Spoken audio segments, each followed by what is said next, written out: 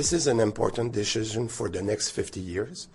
I've been listening to a lot of people in the last few months, and some of the premiers have been important in making my mind for the right decision.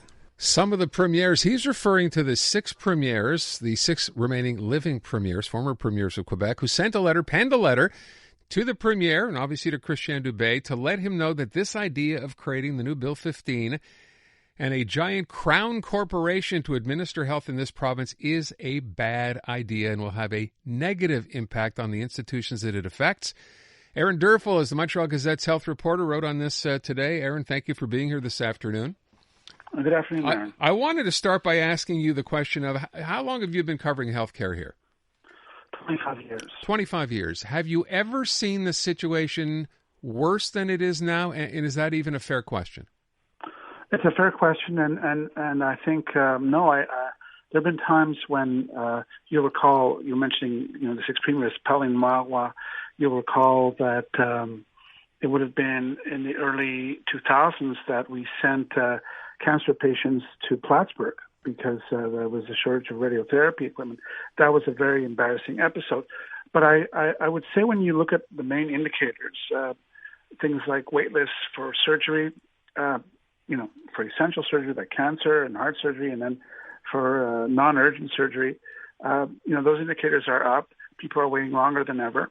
And emergency rooms are as overcrowded as they've ever been, except there's a shortage of staff. So when you're looking at all these indicators, it's worse, and it's a situation that was made worse during the pandemic. Okay, I did want to just get back to what you had just said, which is, or what we heard in the clip from Christian Dubé. He's acknowledging having talked to some of these premiers. He seems to be acknowledging that he's talking to many, many different people, but we know this bill will probably be pushed through within a matter of weeks regardless, right? Exactly. So the CAQ has an overwhelming majority in the National Assembly. They can invoke closure and then rush to adopt it, and the goal is to adopt it as early as next month and maybe in December. And so there's still, it's a bill, it's 300 pages. It's got nearly 2,000 clauses. They've gone just through half of it, so you can argue that they're rushing it.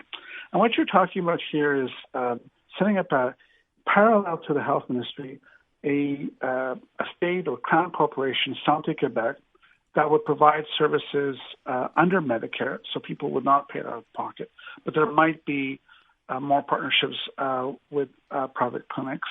Some people say that's a slippery slope. But, speaking with a number of people in the Réseau, they're saying that this is unnecessary, that it's over-centralization. They did this in Alberta a number of years ago, and now they're moving to decentralize. And what you want to do is give hospitals back their autonomy. Quebec, under the former Liberal government, had moved towards more centralization, and yet, under the current government, they want to create this parallel agency, if you will, or corporation, a Société d'État called Santé Québec.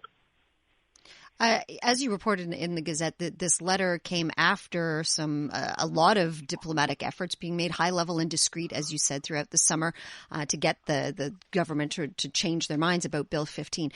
Seeing these 6 former Quebec premiers band together like this in your 25 years, have you ever seen? I don't even recall ever seeing 2 premiers band together to share an opinion. Have you? And no, this is what's very significant in my opinion. I think the story is being underplayed to some extent in Francophone Quebec.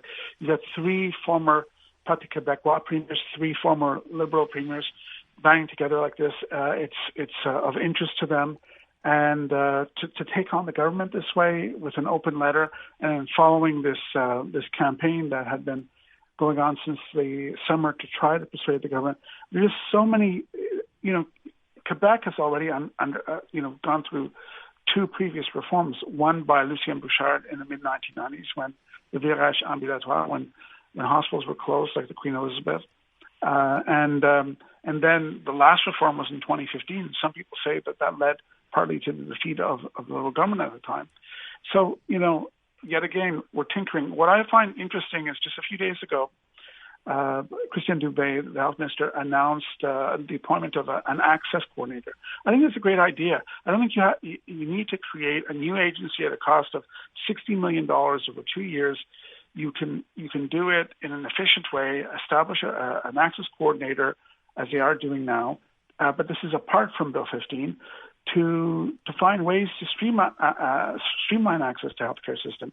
So you don't need a big new bureaucracy to tackle this problem, to give it sweeping powers and to take away the remaining autonomy of various hospitals like the University Health Center or the Montreal Heart Institute or the Jewish General Hospital. Which kind of makes you, at least it makes me wonder, then why go ahead and do this? We know that centralization didn't work. It was done by Gaetan Barrette. Everyone said that was a dismal failure. We know that, maybe you're right, that led to the Liberals' defeat. It seems to me here for a government, and I kind of look at education the same way, right? They became service centers. They wanted to take over all boards. They did on the French side. They haven't yet on the English side.